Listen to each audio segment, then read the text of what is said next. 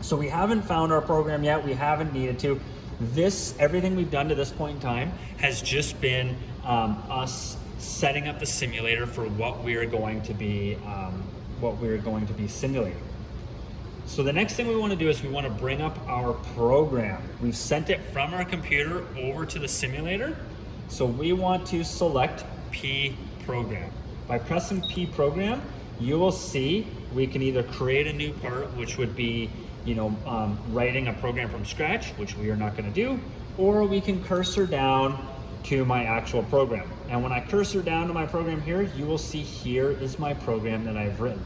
And it is the exact same, in the same order as when I had my machine and was doing everything on the actual computer.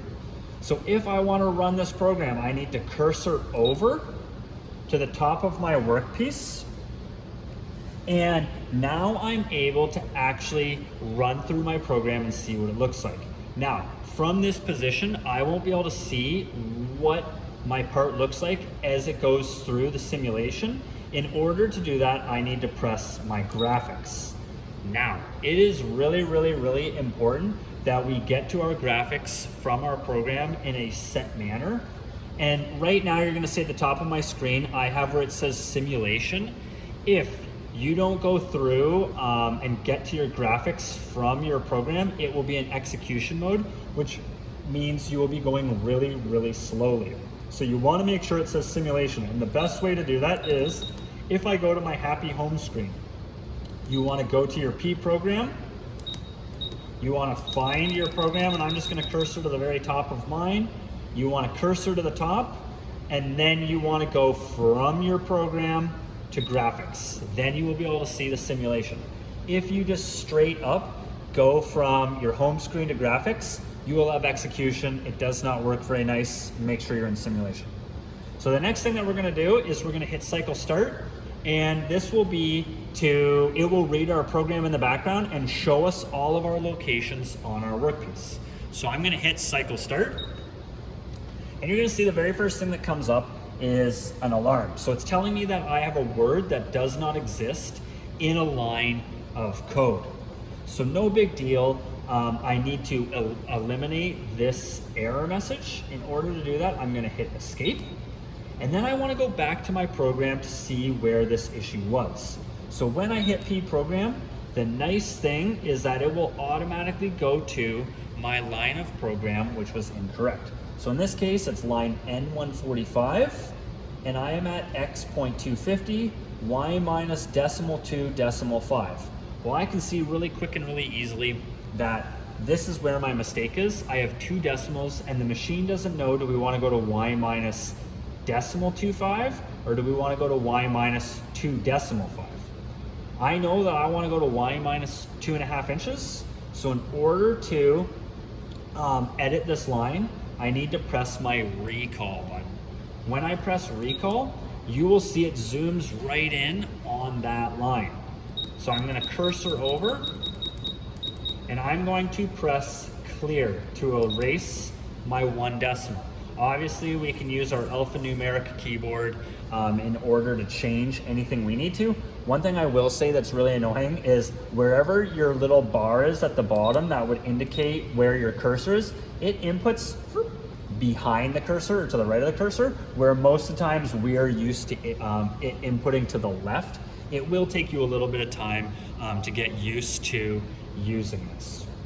So the next thing we're gonna do is I've made my change. I wanna go back to my P program, and you're gonna see that it has not updated any of this. I'm still at X.250, Y minus decimal 2 decimal 5.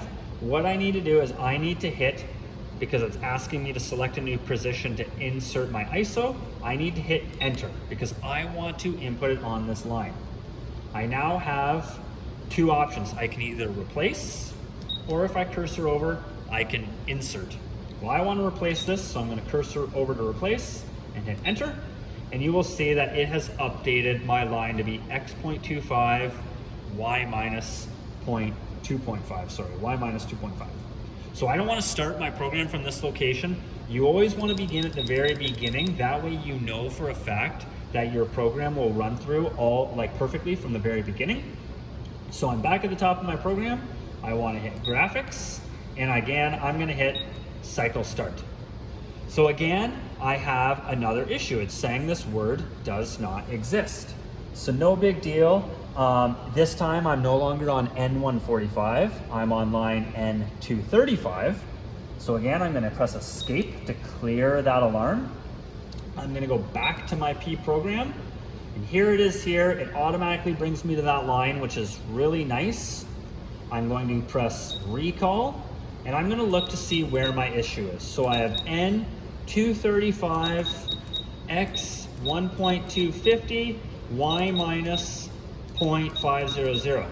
So that looks pretty good. I don't really know what's going on here. But if you take a further look, you will see right now I'm cursored under here, my Y minus 5.00. These zeros have dots in the center of them to represent that these are in fact zeros and not the letter O. If I cursor over to my X 1.250, you will see that it does not have those dots. So clearly this is actually a letter O and not a letter 0. And just for fun, I'm going to cursor this over and I will show you. So this is a 0 with the decimal, an O, no decimal. So just make sure, that's one of the common mistakes we see a lot here at the lab, that we mean to press 0, but instead we press O. So I'm going to erase this out of here. And realistically, I could leave this right now and it would be fine at just X 1.25. Technically those zeros are not significant digits, but if you want to put them in, I'm going to press 0. Whoops, I messed up, and I think I told you something that was wrong. Normally it inputs to the right, this inputs to the left. So we press our 0. You'll see that I just cleared out any mistakes I made. So I'm X 1.250, Y minus 0.5. To exit out of this ISO screen, I hit P program.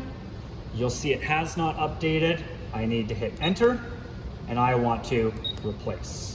So the next thing I'm going to do is I'm going to cursor to the top. Again, I'm going to hit graphics, and I want to hit cycle start. So one thing that is very reassuring about this is that it is showing me that I'm starting to do some machining. I'm now on line N470 rather than, I think my last one was 235. So clearly I am working my way down, and I'm on my 5th tool, which is good. So again, I have improper data. So I want to erase my bar to get rid of that error message. I'm going to press P program. It will automatically take me to my command line that is incorrect, and I want to recall this line. So right now I have N470, G43, D05, Z1.0, M08. So everything is good. All my zeros are actually zeros. It's not that. All these G codes are correct. My G43 is reading my tool height offset. It should be with my D, it should be with my Z, and this is a great time to turn my coolant on. So everything is accurate within this line.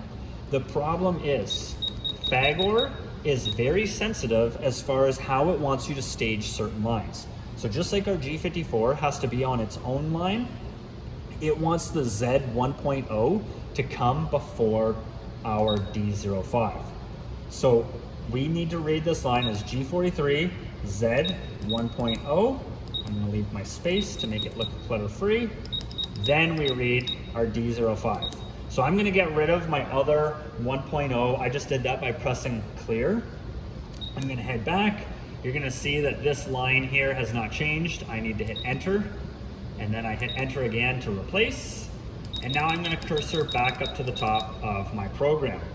So again, I hit graphics, and right now I've got this ugly, well, I mean, it's not ugly, it's just a center hole location of where we're machining, but I don't want to see this in my workpiece. I want to pretend like this is a fresh piece of material with no dimples or no divots. In order to do that, I want to clear my screen. So I'm going to press F6 to clear my screen, and then I'm going to press cycle start. So here you can see it's drilling all my holes. Every single one of my holes is the correct size, and it's also in the correct location. So right now I have my 3/4 holes, and I have my 484s or my 31/64s where I drill and then it reams. I center drilled, and then I also drilled the 5/16. So if I want to watch it again, I can clear my screen, and it says if I put a new piece of material in. If you want to watch it even slower, you can slow your feed rate down, and this will actually adjust how quickly your tools move through your material. So right now I'm only on 4%, and I really like it like this because I can see really easily where my tool is going. I can watch it drill. So right now this is just my center hole locations. If I want, I can speed this up so we can see things a little bit faster. So here we go, we can see there's my 5/16 holes. Next, it's gonna bring up my next tool, and it would be my 31/64 drill. I drill those holes. My next tool is my 3/4 inch drill. You can see I'm drilling those holes, and they're going all the way through my material. And then lastly, you'll see my reamer, and those holes, you'll just see a faint line going down the center of them, and it opens the holes up, and you can actually see it reaming those to size.